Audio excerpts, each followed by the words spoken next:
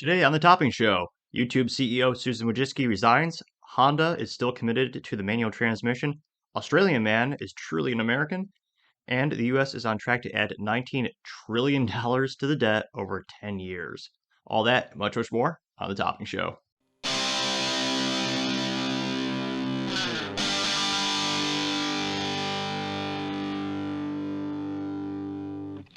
Thank you everyone for tuning in today.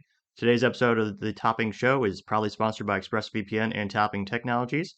ExpressVPN helps protect your online data, and Topping Technologies is an IT value-added reseller and services company with a special proficiency in IT security. Heck, I see their founder at least twice a day, have to say, quite handsome and brilliant. For business needs assistance, you can reach us at sales@toppingtechnologies.com. Going on the business section, YouTube CEO Susan Wojcicki resigns. She was the CEO for 9 years and oversaw the growth of the company, which has gotten to the point where it's now 10% of Google and Alphabet's total portfolio in regards to revenue. Google bought the company for a mere I say mere, but $1.6 billion, and it's now worth 180 billion. And many people most know her for her censorship policies. Most of her interviews have her glorifying that they will quote unquote push authoritative sources while quote unquote reducing borderline content. And that's just newspeak, a nice little throwback to 1984, great novel, everyone should read it, to censorship and coercion. So if you say certain things, your videos get demonetized, and it's their right because they own the platform, but they're never really truly transparent about the whole process in many cases. One of them was when COVID first hit, they were censoring doctors for having just different opinions of the whole situation in regard to different treatment types and origins of the actual virus. And more recently, well, for many years, they've had a hidden set of firearm rules where there is a unpublished private URL. So if you search it on the web, just say, Google, YouTube, gun policies, you'll go into a Google page, they'll take you to a private video, and it'll talk to you about, at the time, their recent policies on firearms. And more recently, as a couple weeks ago, they had a new initiative where they were going to start demonetizing every gun channel that just showed a gun inserting a magazine or using it in any way, basically.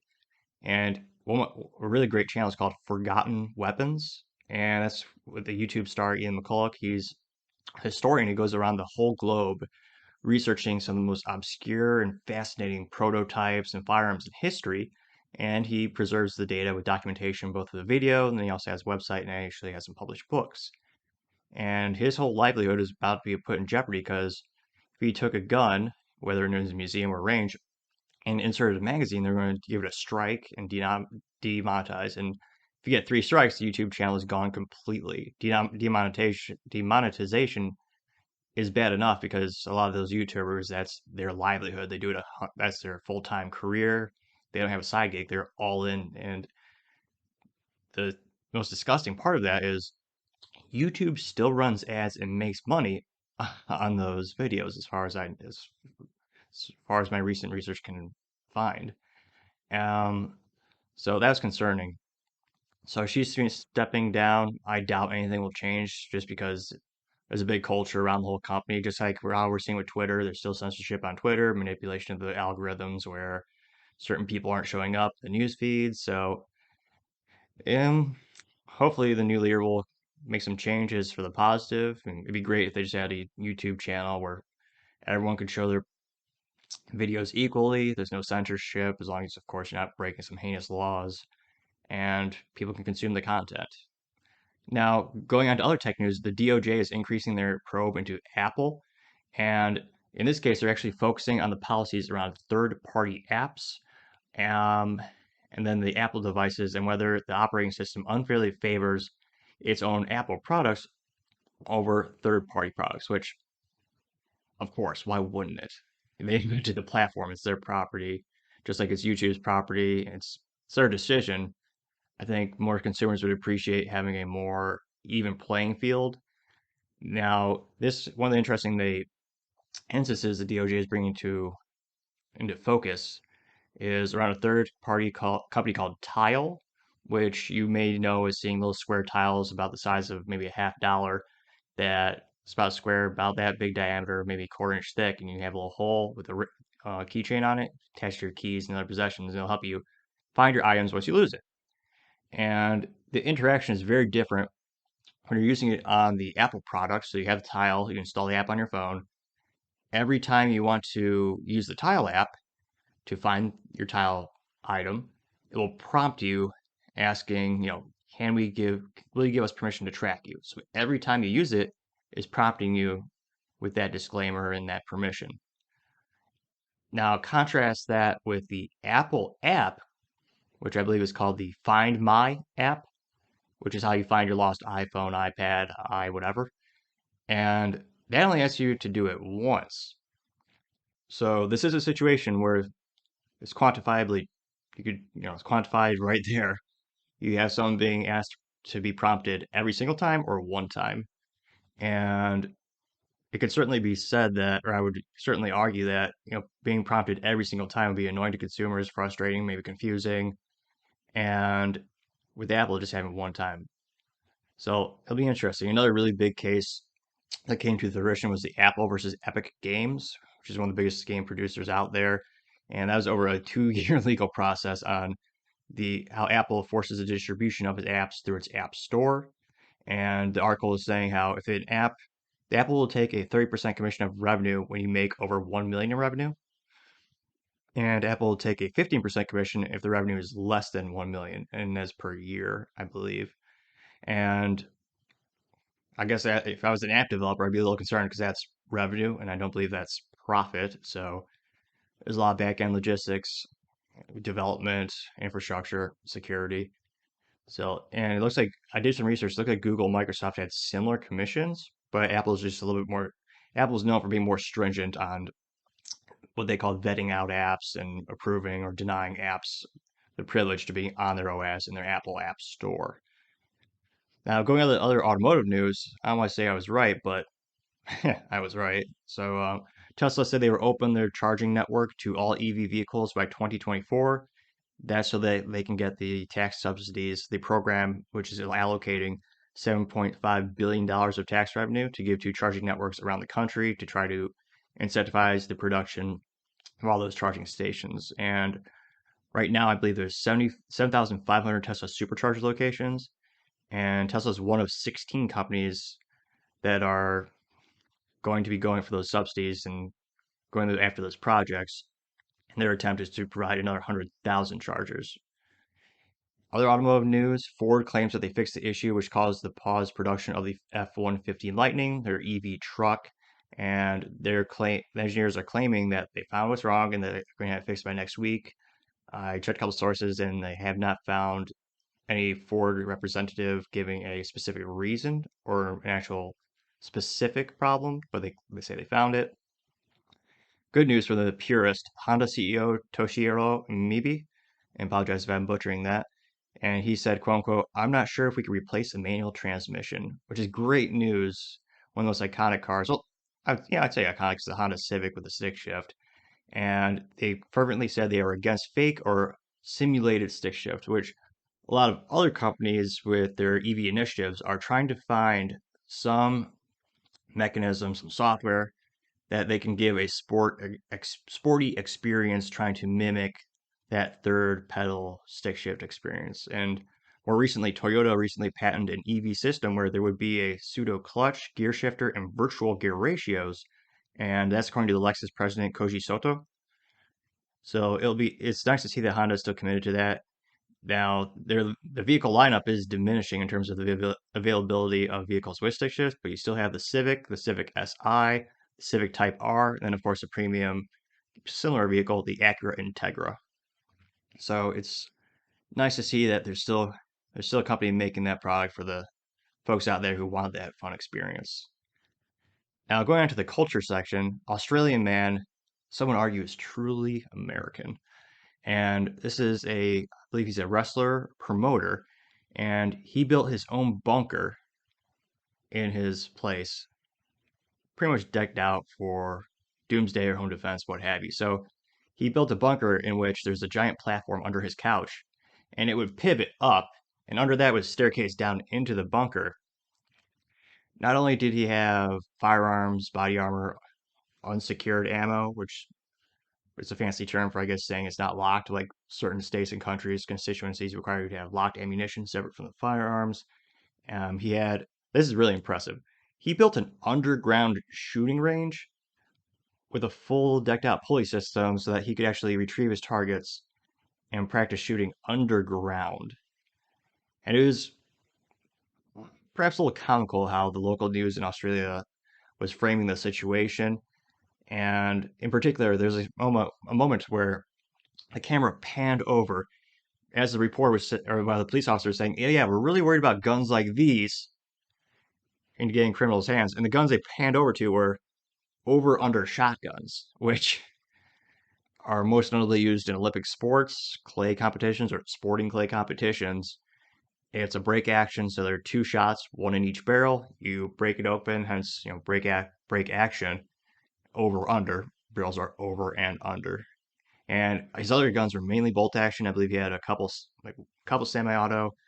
Another interesting comical thing is they say they had over 1,000 rounds, which is, I mean, not that many, especially if you have 22 long rifle. It's like 3 boxes. Since you can box of 555 or 555 rounds of 223 for under $50, at least in the United States. I had to check pricing. And his guns were destroyed because in Australia, citizens can't have guns, can't have that. And he was charged $3,000 in fines. And this is coming off of the COVID situation where Australia citizens were taken from their homes and put in camps. Um, but which is perhaps why they don't want citizens having guns and having that. But for him to do all of this, that sounds truly American. So it's nothing more American, perhaps, than defending yourself and your family and being prepared. And it's fascinating that Australia, they had a couple famous sort of prolific gun bans throughout the years that received a lot of media attention.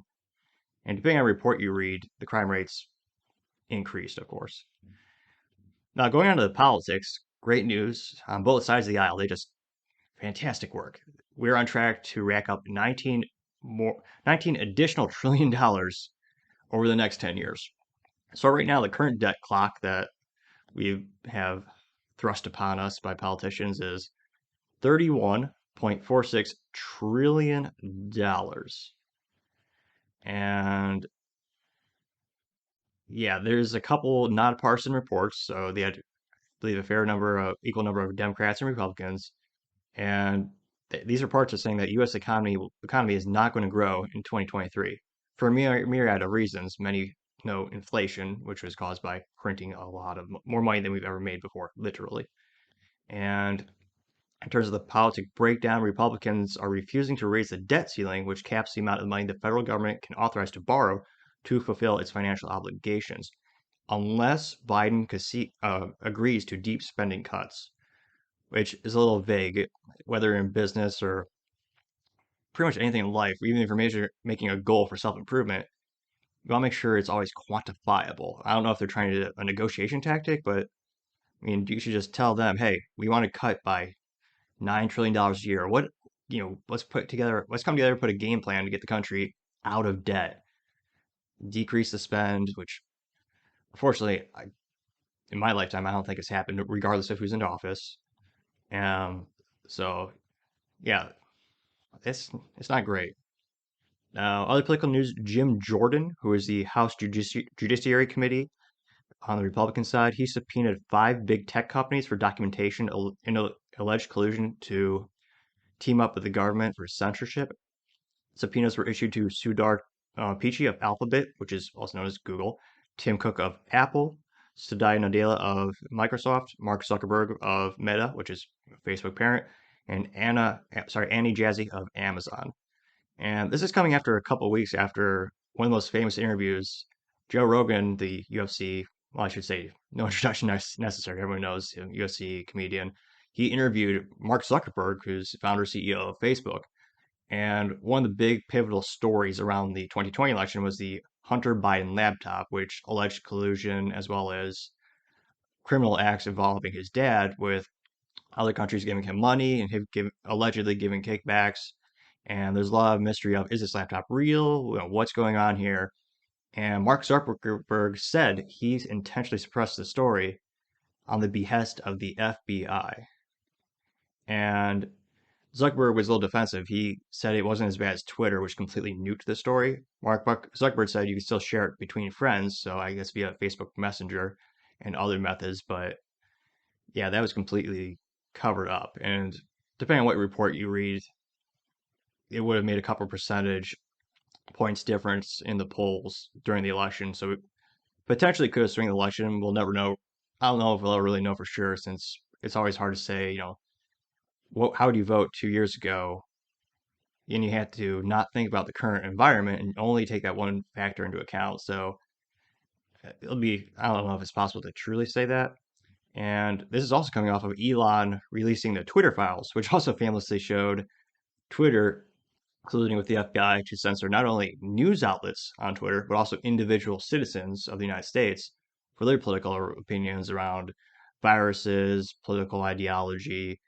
And so I don't know how that's good. And they actually had their very own portal. So the FBI had a glorified portal on Twitter, so they could just log in and nuke whatever they wanted, as far as I can tell, and it is the best of my knowledge.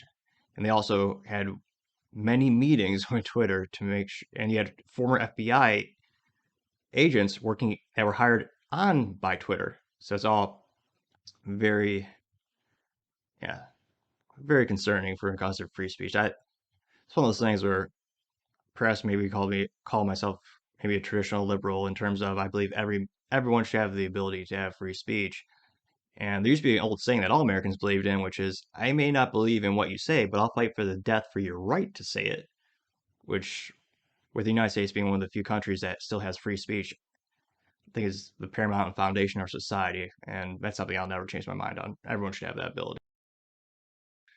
Going on to the business blunder of the week, which perhaps is maybe an industry blunder, but catalytic converter theft over the past 24 months, especially as the price of precious metals has increased and people are getting more desperate because the economy is getting worse and worse, there has been an exponential increase in catalytic converters, with some of the components being rhodium, which is $14,000 500 an ounce. You have palladium, which is $2,336 an ounce, and platinum, which is 1,061 an ounce. And the interesting news is why this is the news today. According to KCTV5, a catalytic converter thief was run over when they were sawing it. So a driver was asleep in a Ford Excursion when another vehicle approached. Four thieves got out, and the driver heard strange noises when they literally heard a sawzall or something. So they slammed the vehicle in reverse. They ran over the person, and they're not deceased. And that's perhaps not a prudent career decision. It's one of those things where the problem's getting worse and worse. And there's actually third-party companies. So there's a whole industry around building protective cages and plates to cover up the catalytic converter in the vehicle.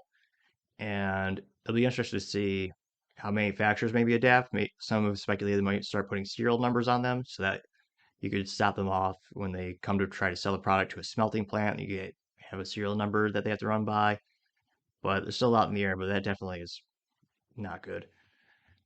But that's all we have for today. Thank you so much for tuning in. Don't forget to like, comment, subscribe. Stay safe. Fight the good fight.